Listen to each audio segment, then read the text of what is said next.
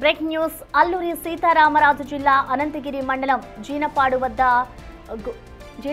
రైవాడ జలాశయంలో ప్రమాదం చోటు చేసుకుంది. ఇటు పడవ బోల్తా పడి ముగ్గురు గల్లంతయ్యారు. అందులో ఒక వ్యక్తి మరణించినట్లుగా కూడా తెలుస్తోంది. ప్రస్తుతం ఆ వ్యక్తికి సంబంధించిన మృతదేహం అయితే లభ్యమైంది.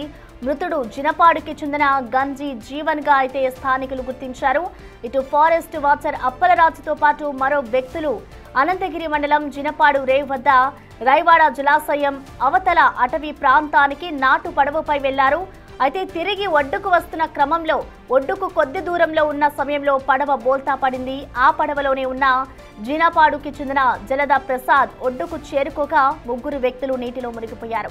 వారిలో జీనపాడు గ్రామానికి చెందిన గంజి జీవన్ గాలించగా వలలో మృతదేహం లభ్యమైంది. మరో ఫారెస్ట్ వాచర్ అప్పలరాజు దబర రమేష్ కోసం స్థానికులు గాలిస్తూ ఉన్నారు. అటవీ ప్రాంతంలో అక్రమ కలపను అడ్డుకునేందుకే ఈ ముగ్గురు వెళ్లినట్లుగా చెబుతున్నారు స్థానికులు.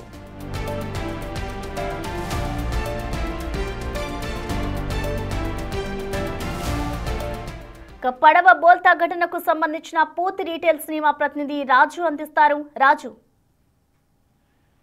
అల్లూరి సీతారామరాజు జిల్లా అనంతగిరి మండలం జీనపాడు వద్ద రైవాడ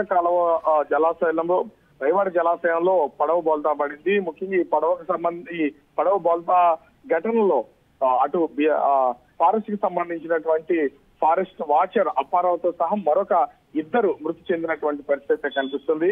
అయితే రైవాడ జలాశయం లోపల అటవీ ప్రాంతాల్లో అక్రమంగా టేపు చెట్లను నరికి వాటిని ముక్కలుగా చేసి అక్రమ రవాణా చేస్తున్నారనే సమాచారం వచ్చినటువంటి నేపథ్యంలో అటు ఫారెస్ట్ వాచర్ అప్పారావుతో పాటు మరి అతనికి తెలిసినటువంటి స్నేహితులు ముగ్గురు హెల్ప్ తీసుకుని ఇద్దరు పడవలో ప్రయాణించి వెళ్లారు. మరొక ఇద్దరు బైక్ పైన రైవాడ జలాశయం వరకు వెళ్లారు.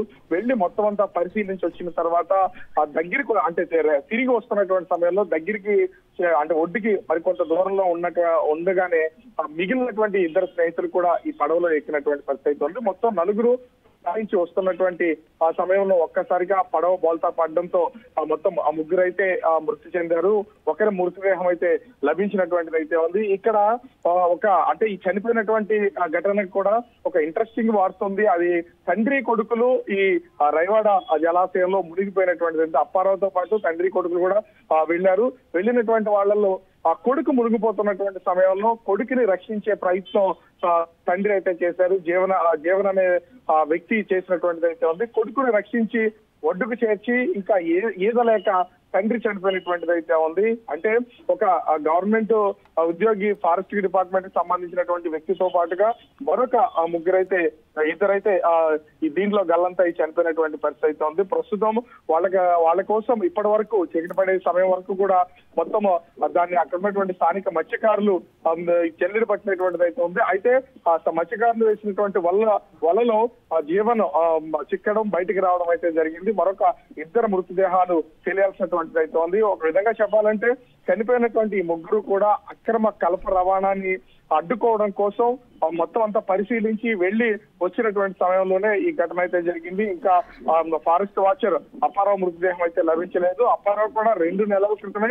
ఫారెస్ట్ డిపార్ట్మెంట్ లో జాయిన్ అయ్యి ఈ రైవాడ సమీపంలో ఉన్నటువంటి కార్యాలయానికి అయితే వచ్చినటువంటిది అయితే ఉంది. అతనికి వచ్చినటువంటి సమాచారం నేపథ్యంలో ఎందుకంటే ఖచ్చితంగా ఫారెస్ట్ డిపార్ట్మెంట్ లో వాచర్స్ ది కీలకమైనటువంటి రోల్ ఉంటుంది. ఎక్కడెక్కడ అక్రమ రవాణా జరుగుతుంది, అదేవిధంగా దీనికి సంబంధించి ఎక్కడ అక్రమంగా టేకు చెట్లు నరుకుతున్నారు, వీటన్నింటినీ కూడా వాచర్స్ చెక్ చేయాల్సినటువంటి పరిస్థితి అయితే ఉంది.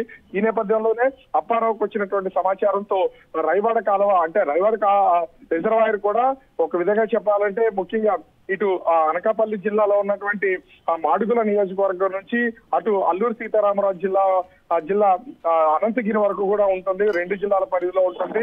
మొత్తాన్ని పర్యవేక్షణ చేస్తూ వచ్చినటువంటి సమాచారంతో ఈ అక్రమ కలప రవాణాని టేకు చెట్లను అడ్డుకోవడానికి అయితే వెళ్ళినటువంటి పరిస్థితి అయితే ఉంది.